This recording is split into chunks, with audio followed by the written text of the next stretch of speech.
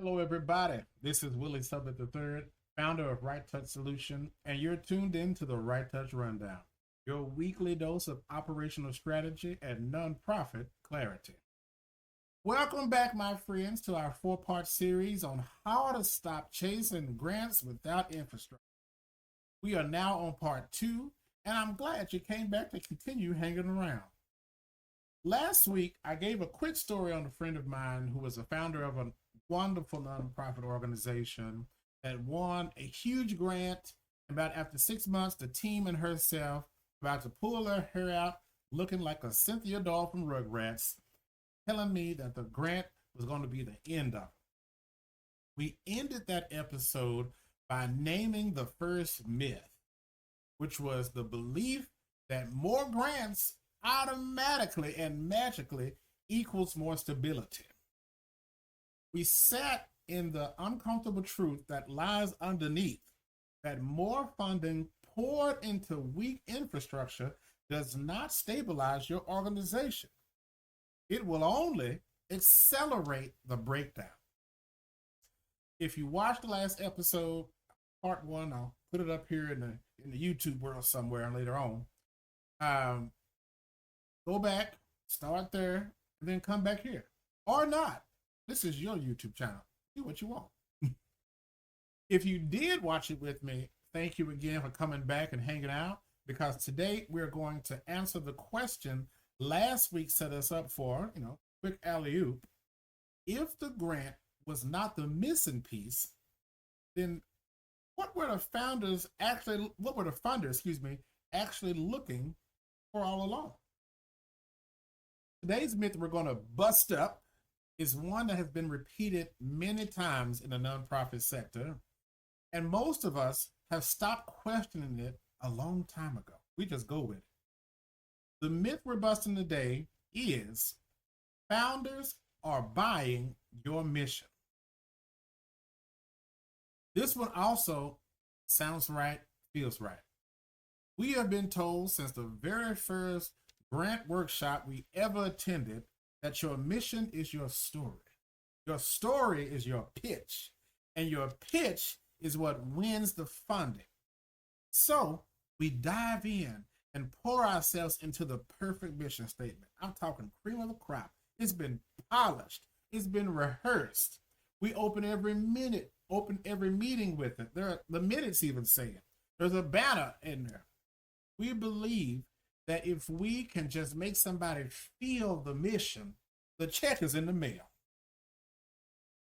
I am not going to tell you that the mission does not matter, because it absolutely does. However, the mission is what gets you invited to the table, but I want you to sit with very carefully and think about it. The mission is what gets you considered. The infrastructure is what gets you funded, renewed, and pursued. They're looking for you. As always, I'll never leave you without an example or a random story from my life and times. So some time back, I counseled a funder who having a very difficult discussion with themselves that they just added me to. It wasn't about renewing a fresh application. This was about established relationship with an organization they'd already been funded. They'd been to events before. They believed in what the organization was trying to do. But they were weighing whether or not to continue this giving relationship. Now, mind you, the founder was not looking for a reason to walk away. He was actually physically, emotionally trying to identify a reason to stay connected, just pulling at those straws. The mission of the organization, very clear. On paper, it was compelling. If you talked to the funder, you would have felt the power coming out of his mouth. The work being done on the ground was real, good work, meaningful work, community moving work. But as we talked, he started to lay out for me all the things that was on his mind as a funder. He described what was not a program problem. It was something else entirely. At events he'd been to, the founder was clearly the mission carrier. However, that founder, CEO, president cannot be in every conversation greeting everybody at the same time. So the funder noticed that there would be a drift in how the organization is described, of the mission or the purpose, depending on who they were talking to, whether it was a staff, a board member, volunteers, or the community. The mission didn't seem to carry that same weight. It sounded different. Sometimes it sounded uncertain, and sometimes it didn't sound at all. Then there was the community piece that was even harder to sit with. The founder shared with me that they were at the punch bowl, doing punch bowl activities. You talk to anybody next to you, having a conversation with somebody that the organization clearly was serving, or found out they were serving, and the community member said something about, I love these events when they have them. I just wish they, had it a little bit more. I knew what was going on. I kind of only see them around this kind of time. And it wasn't said with any malice. The person was just talking. They didn't know that was the founder or anybody. They thought it was somebody else. They were really expressing they wish they would see the organization more than just when this event was happening or when they were giving something out. But the founder heard that and sat with it very clearly in their spirit. Then on top of that, lastly, there was no reporting rhythm, no visual structure, responsiveness was slow, and sometimes there was no response at all. Our nonprofit leaders, we stay busy, we stay engaged, and sometimes we forget that email box is climbing. The organization was not out in the community consistently. It appeared to show, when something was needed. And then it was quiet until the next need. You know how I feel about that Santa Claus effect. The founder told me, I want to keep giving. I just can't see where the money is going to land. What's it going to do? Who is going to steward it once it gets done? How am I going to know what's going on? Eventually, they decided that the best course of action at this point was to not renew. Hopefully, things get fixed with that organization and they do renew later on. We're still working on it. Let's be clear before we go any further. This organization was doing great work. That was never part of the question. The mission, it was intact, and the heart was there. But we must remember that work alone is not enough to keep a relationship, because the relationship was becoming all talk, no show. Think about it this way. For all of you in relationships out there, not me. If someone tells you every time they see you that how much they love you, I love you, how much I value you, how much I care, but you never see it in those everyday moments. You never feel it when they are not standing right next to you or on the phone with you. You never hear about it from somebody else in the network or somebody around that y'all know. Eventually, those words start to lose that weight. Eventually, you stop believing the words altogether. Then you stop showing up physically and mentally. That's what happened here. The founder wanted to stay in the relationship, was fighting hard for it. The organization gave them nothing to hold on to between pitches. Between times I see you, I can't hold on to that relationship. I can't get you on the phone. Say my name, say my name. Hear me, my friends, and hear me well. Funders are not just trying to buy your story or your programming.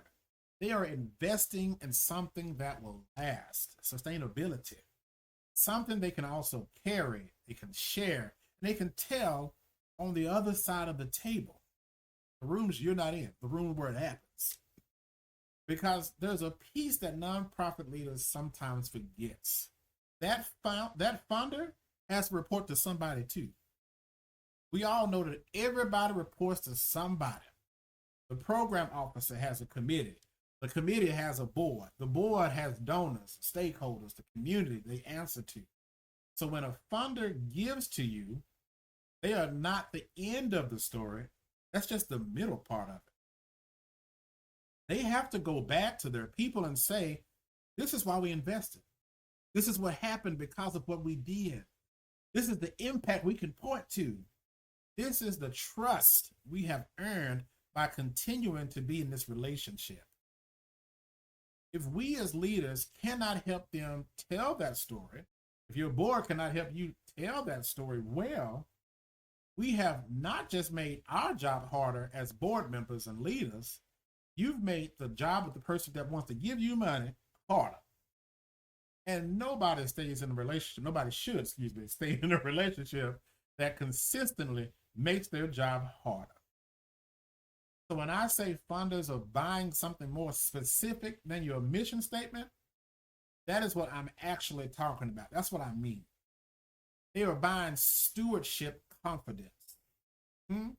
They want to know that the dollars will be tracked. Restricted funds will stay restricted, only paying what they're supposed to be. Financial hygiene is not going to become a problem. They're also buying provable outcomes. They want to know that the work will be measured, the results will be captured, and the story of the impact will make its way back to them in a form they can share with their own boards, with their own committees, their own donors, their own people at their own dinner table. They are buying visible presence. They want to know that the mission is alive in the staff, in the committee, in the community, in the reporting, in the responsiveness, not just in the pitch meeting, but all year long. They are also buying reliability. They want to know that if I reach out to you, you're going to answer the phone. If I email you, you're going to email me back. When a report is due, it's going to be on time. And when something changes, I know about it early. Not when somebody else tells me, or I read it in the paper, or hear it through the gossip channels. Infrastructure is what makes all four of those things visible. Infrastructure, I know, it's not that boring back office paperwork that we treat it like. It is that very thing that manufactures fundability. Let the money doors open. The friend I talked to last week, that's one side of the table. That's the leadership side. You know, it happens constantly. That's not an exception. I promise you it's the rule. The founder we talked about today is the other side of the table, the giver. They're not the exception. You know, that's the rule. That's what happens. They're both sides of the exact same story, just on two different sides of the table. Leader's chair, the big chair, and the founder's chair, the giving chair. Both pointing to the same missing pieces. So before you sit in your next funder conversation with those funders you love, or the funders you're trying to get, before you have your next board meeting, ask yourself these quick 3 questions, my friends. 1, if a funder called someone on my team today without warning and asked them, can you describe the mission of the organization and how that work connects to it, what would they hear? Would it be the same across the board? Number 2, if a funder asked right now for us to show them how last quarter's dollars were tracked, what outcomes could we prove? Could I point to something and give them something in a week?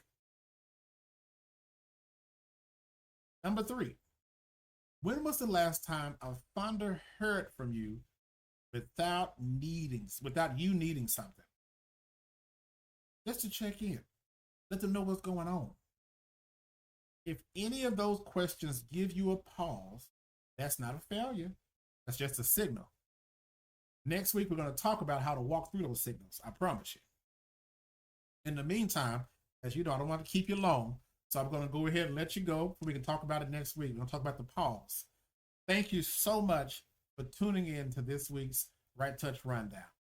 If the conversation helped you see your funder relationship a little bit differently, share it with another leader who's navigating growth, transition, change.